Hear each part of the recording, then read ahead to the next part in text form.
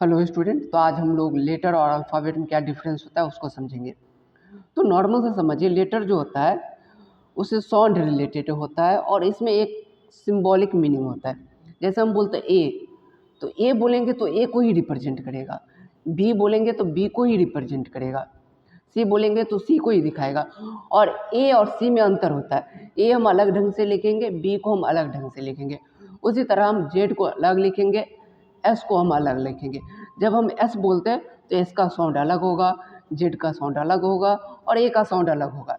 तो लेटर जो होता है ये कोई फिक्स्ड ऑर्डर नहीं होता है, इसको हम कैसे भी लिख सकते हैं। जैसे हम बोलते हैं अ, तो अ को हम अलग ढंग से लिखेंगे, क को हम अलग ढंग से लिखेंगे। क का जो लिखने का जो तरीका होगा वो अ के लिखने के तरीका से अलग होगा।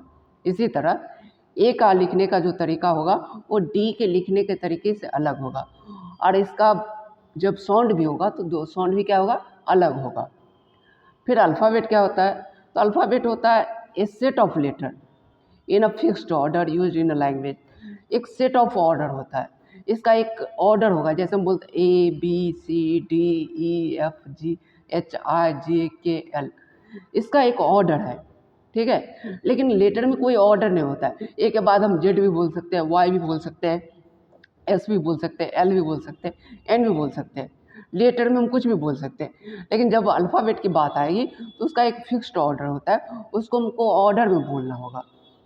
तो आपको समझ में आया होगा कि लेटर जो होता है उसको हम कभी भी बोल सकते हैं, कहीं पे भी बोल सकते हैं, उसका फिक्स्ड ऑर्डर नहीं होता है। वहीं अल्फ़ाबेट जो होता है उसका एक फिक्स्ड ऑर्डर होता है, A B C D E F G H I. जैसे अ आ ई ऊ लाइक दिस, ऐसे एक इसका एक फिक्स पैटर्न है। तो आई होप कि आपको समझ में आया होगा।